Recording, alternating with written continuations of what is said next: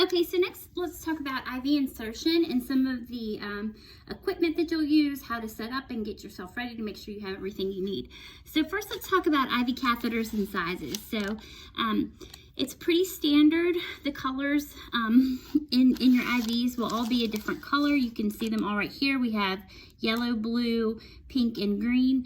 Green will be your largest. That's an 18 gauge. You'll use that for a patient that needs a more rapid infusion, or you might need to hook several things through that. They'll use those in the OR, and we typically don't go that route first off. You might start with, let's say, a 20, which is pink.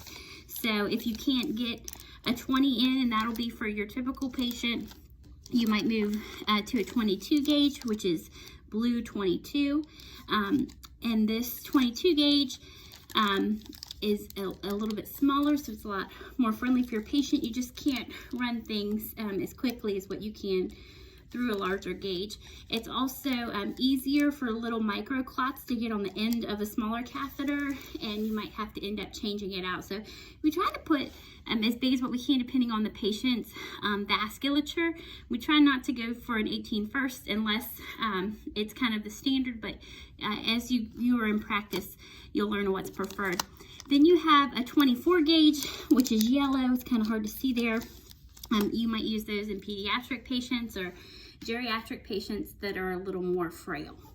So next, make sure you have a saline flush. After you get your IV, you'll need tape to secure your IV down. Next, we have what's called an extension set, or it might be called a J-loop. And that is what you're going to hook directly on the end of your IV after you get it started.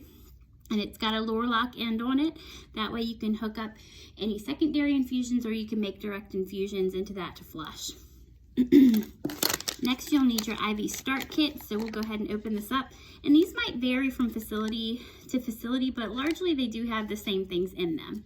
So let's get this thing open. And you'll see it has a little baby chlorhexidine to clean with. It's got your tourniquet in here, which you'll put on your patient. You've got a little teeny roll of tape for securement, so you may not need the big roll. Not all of those include that though. And then you have your Tegaderm that will go on your IV. So make sure that when you're getting started, you have everything you need. You'll also need a chucks to go under the patient's arm in case they bleed. You don't want to have to change your entire bed when you know that you're gonna insert into a vein and the patient will bleed. They do include a few little gauze pads there if you do end up with some extra blood. It gives you something to pick it up with. Okay, so we're going to open our IV, and so when you open this or uncap the initial needle, it's really easy to be a little overzealous with it and pull hard, and what happens is I've seen nurses rebound stick themselves. They pull it out and then they end up stabbing themselves. So wiggle it a little easy and it'll pop right off. Next, you have your IV catheter here. You're just going to advance it a little bit to make it loose. That'll make your advancement easier when you go ahead and insert it. But you'll see it clip in here.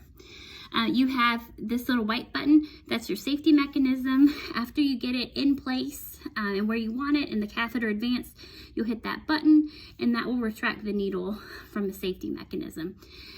When you insert your IV, you're going to look for a flash, and we're going to walk through this step by step, but just so you know where to look, you'll see some blood come in through here, and you might even see it back up into here.